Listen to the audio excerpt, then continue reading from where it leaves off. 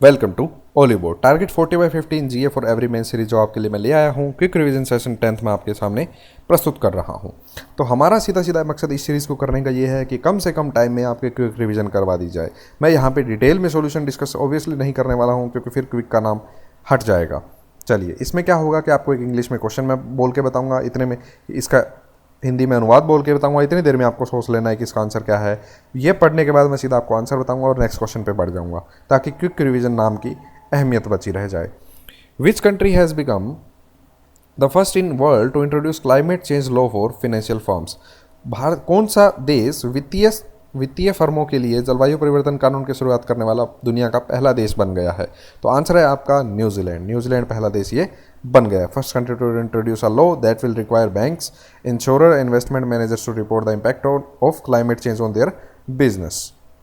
Which country has been elected by acclamation of 3 bodies of the UN economic and social council? संयुक्त राष्ट्र आर्थिक और सामाजिक परिषद के 3 निकायों के लिए किस देश को चुना गया है? आंसर है इसका भारत। भारत को इसके लिए चुना गया है। What was the rank of India in global energy transition index? Global energy transition index के अंदर इंडिया की रैंक क्या थी, ये पूछा जा रहा है। आंसर है इसका 87। रिपोर्ट विदाउट बॉर्डर्स के अंदर भी हमारी रैंक क्या थी, ये आपको पता होना चाहिए।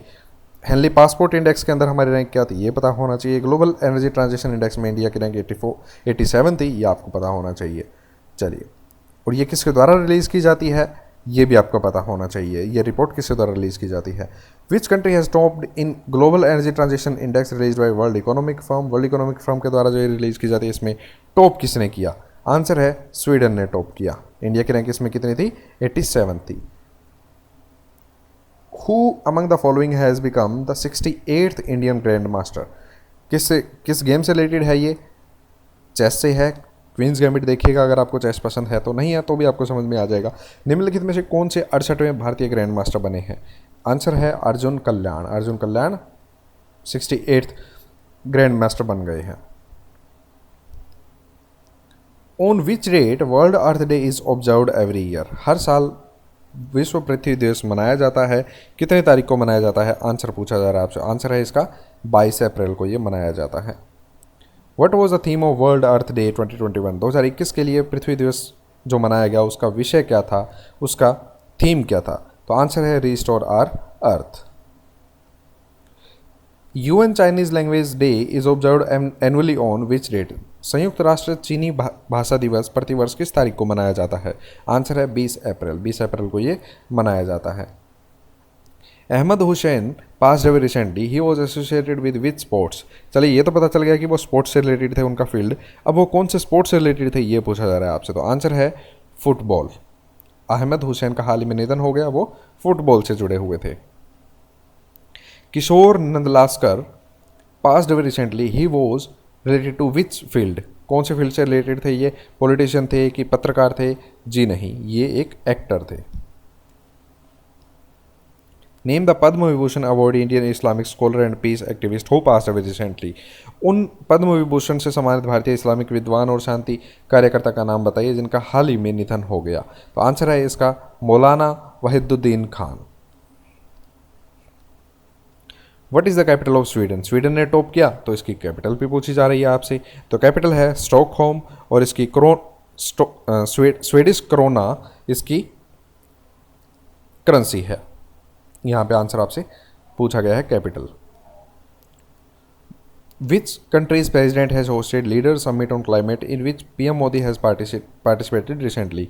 किस देश के राष्ट्रपति ने लीडर समिट ऑन क्लाइमेट की मेज़बानी की जिसमें पीएम मोदी ने हाल ही में भाग लिया है? आंसर है USA. Which of the following state और UT will host the Khelo India youth game in 2021 नवंबर 2021 में होने वाले यूथ जो खेलो इंडिया यूथ गेम्स है उनकी मेज़बानी कौन सा राज्य या केंद्र शासित प्रदेश करेगा? आंसर है हरियाणा और न्यू दिल्ली बोथ।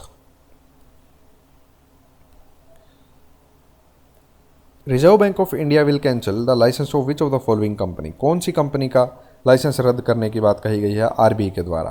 तो आंसर है इसका संबंध फिनसर्व प्राइवेट लिमिटेड। एस्वेयर फिनटेक सर्विसेज ने केरला में निम्नलिखित में से किस बैंक के साथ साझेदारी में पहला neo bank S money neo bank launch किया? S money neo bank launch किया गया केरला के अंदर किसके साथ टाई अप किया गया है, ये पूछा जा रहा है। कौन से बैंक के साथ टाई अप किया गया है? तो आंसर है इसका यस बैंक और आईसीआईसीआई दोनों के साथ।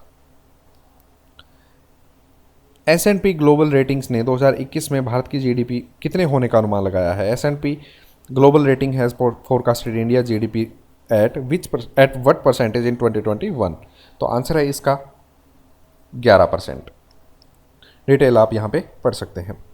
इंडिया रेटिंग एंड रिसर्च ने इंडिया की जीडीपी जो फाइनेंशियल ईयर 2022 है उसके लिए जीडीपी फोरकास्ट कितना किया है? इंडिया रेटिंग एंड रिसर्च के अकॉर्डिंग जीडीपी में कितना वृद्धि का अनुमान लगाया है, कितने परसेंटेज का अनुमान लगाया है? तो लगभग 10 के आसपास ही बता रहे हैं सारे, 10.1%।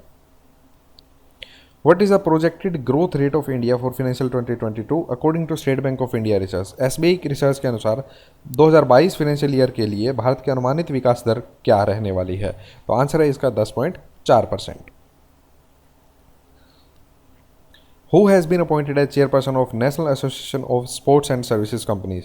नास्कॉम इसकी फुल फॉर्म है, मतलब नास्कॉम की फुल फॉर्म है सॉफ्टवेयर और सेवा कंपनियों के राष्ट्रीय संघ के अध्यक्ष के रूप में किसे चुना गया है? मतलब नास्कॉम के चेयरपर्सन के रूप में किसे चुना गया है? आंसर है रेखा मेनन को। Every year World Book and Copyright Day is celebrated on which date? हर साल विश्व पुस्तक और कॉपीराइट दिवस किस तारीख को मनाया जाता है? आंसर है 23 अप्रैल को ये मनाया जाता है हर साल।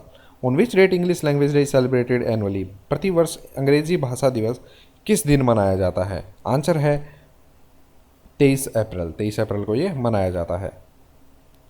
Amit Mistry passed away recently, he was related to which field?